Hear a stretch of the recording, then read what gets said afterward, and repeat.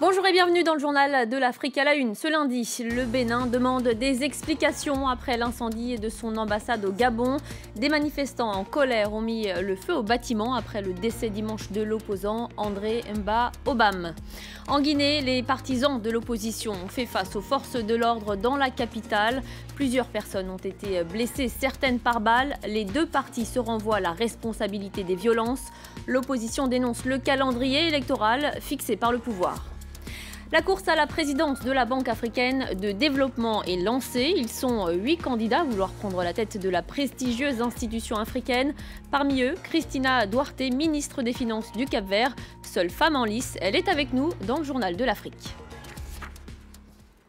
On débute avec l'incendie de l'ambassade béninoise au Gabon, à Libreville. D'autres bâtiments et des voitures ont également été incendiés. Les partisans de l'ancien leader de l'opposition ont laissé éclater leur colère après l'annonce de la mort d'André Mba Obam. Il est décédé à l'âge de 57 ans alors qu'il se trouvait au Cameroun. Son parti, l'Union nationale, n'a pas précisé la cause de son décès. Les manifestants pointent du doigt le directeur de cabinet de la présidence du Gabon, d'origine béninoise, Maxent Agrombessi. Le gouvernement béninois évoque un acte inacceptable et demande des explications. On écoute la réaction du chef de la diplomatie béninoise recueillie par Emmanuel Sodji. Il s'agit d'une situation déplorable que le gouvernement béninois condamne fermement. Ce qui est intervenu ne peut pas constituer une source ou un argument pour rompre les relations diplomatiques entre nos deux pays. Bien au contraire. Les autorités gabonaises elles-mêmes ont condamné les événements. Nous sommes entrés en relation pour tenter de comprendre et de trouver des solutions. Un calme précaire est revenu dans la capitale guinéenne. La journée a été marquée par des heurts entre les forces de l'ordre et les manifestants. L'opposition qui proteste contre le calendrier électoral. Selon les autorités, au moins 10 personnes ont été blessées, dont 6 par balle. L'opposition parle d'une trentaine de blessés, dont 7 par balle. Retour sur cette journée agitée avec le reportage de notre correspondante dans la région, Sarah Sako. Manifestants et forces de sécurité se sont affrontés plusieurs heures, notamment sur l'axe Amdalaï-Bambeto, en banlieue de Conakry. Dès 9 h du matin, la manifestation dégénère et se transforme en face-à-face violent. En fin d'après-midi, les bilans encore provisoires font état d'une dizaine de blessés, dont plusieurs par balle. L'opposition dénonce la répression des autorités. M. Alpha Condé a donné des instructions fermes à ses forces de l'ordre de réprimer la manifestation qu'ils considèrent comme illégale. Et les gens, naturellement, certains agents des forces de l'ordre ont exécuté ces instructions et on a arrêté déjà beaucoup de blessés par balle et qui sont aujourd'hui dans les cliniques ou dans les établissements hospitaliers. À l'hôpital central de Donka, 2 blessés par balle subissent une opération. Nous ne parviendrons pas à rencontrer leurs familles. 3 autres au moins ont été admis dans un second établissement. À l'origine de la manifestation, l'appel de l'opposition qui dénonce le report des élections locales après les présidentielles prévues en octobre. L'opposition proteste aussi contre l'insécurité, un mécontentement entendu par ces manifestants. Il y a des diplômés sans emploi, il y a le banditisme, il y a la misère, il y a la galère, donc on ne peut pas continuer comme ça. On est trop souffri. Alors là, il n'y a pas de manger, ni rien, ni l'eau, il n'y a pas courant, il n'y a rien. De son côté, le pouvoir dénonce les appels à l'insurrection de l'opposition et appelle à la prudence quant au bilan de la journée. Ce sont des situations suffisamment graves pour ne pas se lancer tout de suite dans des accusations contre qui que ce soit. Notre pays a vécu un passé assez complexe avec beaucoup d'intérêts en jeu et des gens qui ont intérêt à ce que la situation en Guinée ne se stabilise pas. Nous avons une justice, nous avons une police qui va mener des enquêtes comme d'habitude et nous espérons très vite faire la lumière sur cela. La situation était plus calme en fin d'après-midi, tandis que l'opposition faisait savoir son intention de continuer à paralyser la ville. Et selon le chef de file de l'opposition guinéenne, Cellou Dalein Diallo, un manifestant âgé d'une trentaine d'années qui a été admis dans un hôpital de Conakry après avoir été blessé par balle, a succombé à ses blessures. Le ministère guinéen de la Sécurité dément de son côté l'usage des armes à feu. Passons à présent aux élections générales au Soudan. Un scrutin sans surprise. Omar El-Béchir est assuré d'être réélu président pour un nouveau mandat de 5 ans. Âgé de 71 ans, il est au pouvoir depuis plus de 25 ans. Le chef de l'État a voté lundi matin à l'école Saint-Francis à Khartoum. Face à lui, 15 concurrents peu connus. La majeure partie de l'opposition boycotte ces élections, qui ont d'ailleurs été dénoncées d'avance par les États-Unis et l'Union européenne. Au Soudan, si certains électeurs se sont rendus aux urnes, d'autres ont décidé de bouder les bureaux de vote. Écoutez ces quelques réactions recueillies par Simona Foltine. Aujourd'hui, je suis heureux parce qu'en votant, je mets en pratique mon droit constitutionnel. Ici, dans ce bureau de vote, tout est bien organisé et agréable.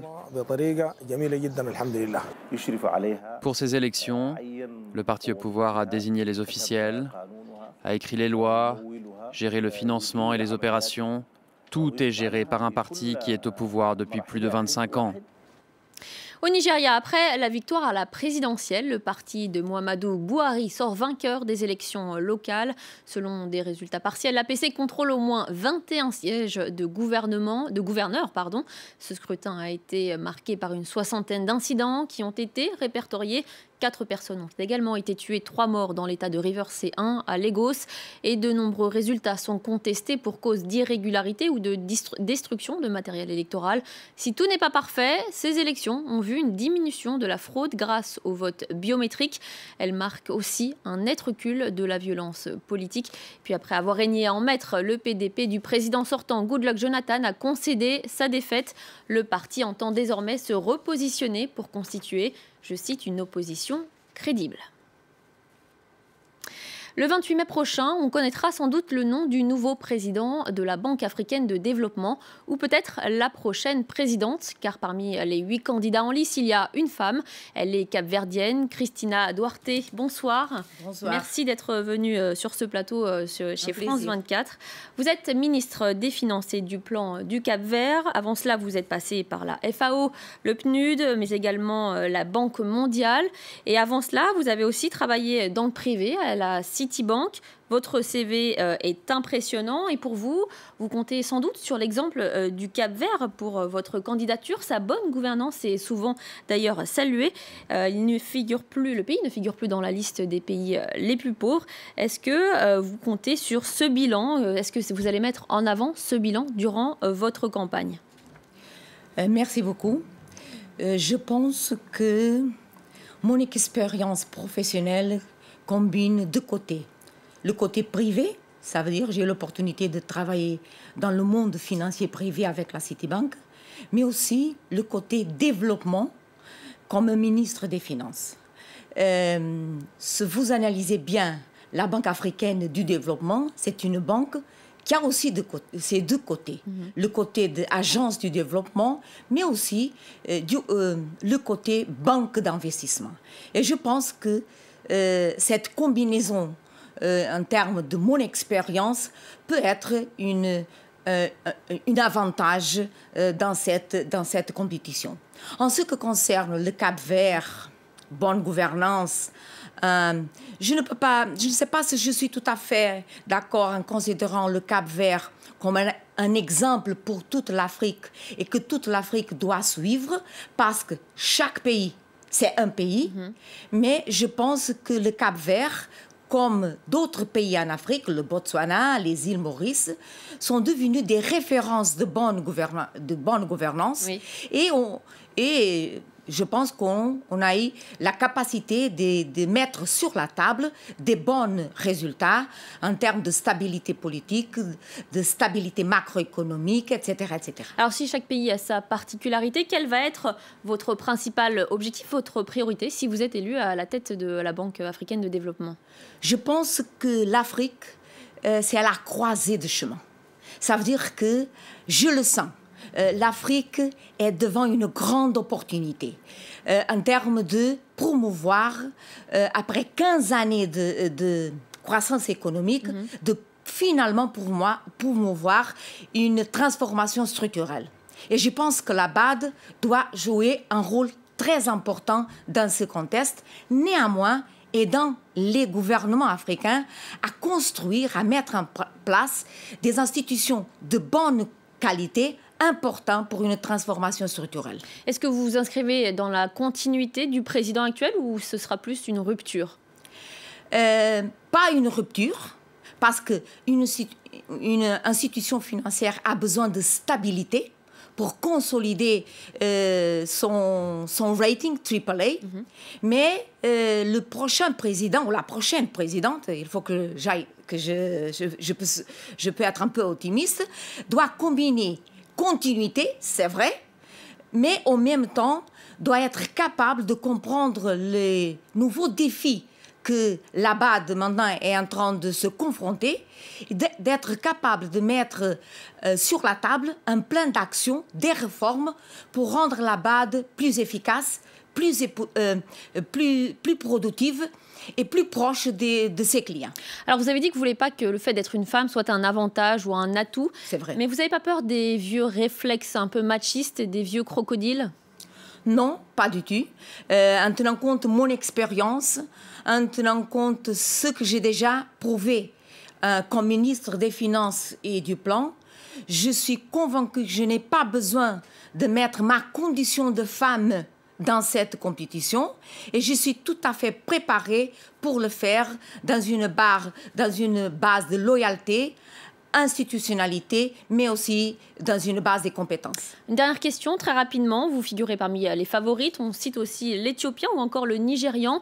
Le Nigeria qui mène une campagne très active. Il a d'ailleurs perdu lors de la précédente élection en 2005. Est-ce que vous redoutez ce candidat plus particulièrement?